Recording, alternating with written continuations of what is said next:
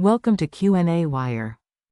Question gives us a spherical helium balloon of diameter d equals 10 meters, and it tells us that it's an ambient temperature and pressure, and that is a temperature of 15 degrees Celsius and a pressure of 100 kilopascals.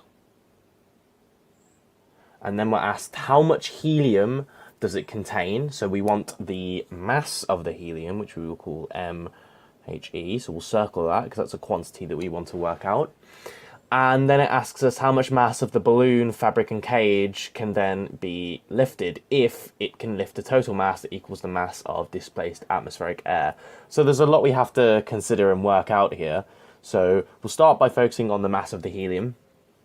So first off, we'll work out the volume of our helium balloon. So our volume, it's a sphere, so our volume is going to be equal to 4/3 times by pi times by our radius, which is d/2 squared.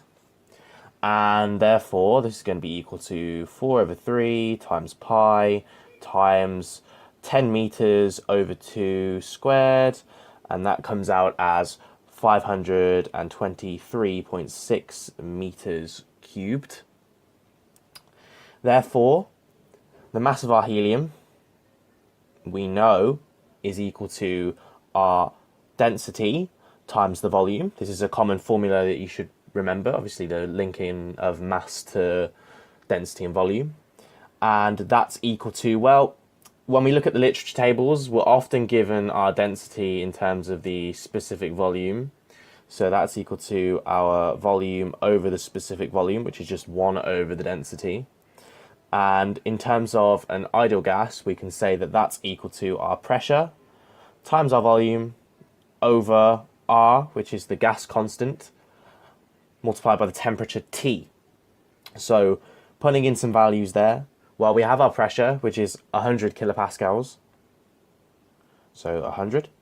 And then times by our volume, which we worked out as 523.6 meters cubed, over our gas constant. And remember, this is quoted in units of kilopascals, among other things, but because we have it in terms of kilopascals, we can forget the kilo here because it will cancel out with the pressure being in kilopascals. So the gas constant you can find in the textbook in this unit is 2.0771 for helium, multiplied by our temperature, which is 15 degrees Celsius.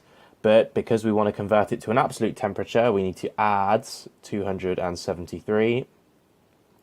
And so that comes out as 87.5 kilograms. So that's the mass of the helium that's in the balloon. Oops. So the next part of the question, if it can lift a total mass that equals the mass of displaced atmospheric air, how much mass of the balloon, fabric and cage can then be lifted? So we need the mass of our air in the balloon. And we know that m air is, well, similarly to the mass for the helium, that's going to be equal to the pressure times the volume over the gas constant for air, R, multiplied by the temperature, T. So, again, our pressure is ambient. That's going to be kept at 100 kilopascals. Our volume is going to be the same because we assume that the balloon is rigid, and therefore the volume of the balloon doesn't change over time. So 523.6 meters cubed as before. The only thing that changes is our gas constant R, which again, if you look it up in units consistent with kilopascals of pressure, we get 0.287 for air, multiplied by our temperature, which again, we assume is ambient. So that's going to be 15 degrees, as given in the question, plus the conversion to Kelvin, which is 273 to 3 significant figures. And that comes out as 633 kilograms. So therefore, the mass that can be lifted is going to be equal to, well, the mass of our air minus the mass of our helium, because it says it can lift a total mass that equals the mass of displaced atmospheric air. So we're looking for the change in mass between the mass of the air and the mass of the helium present in the balloon. And so plugging in the numbers that we worked out, that's 633 kilograms minus 87.5 kilograms, and that comes out as 545.5 kilograms, and that is our answer.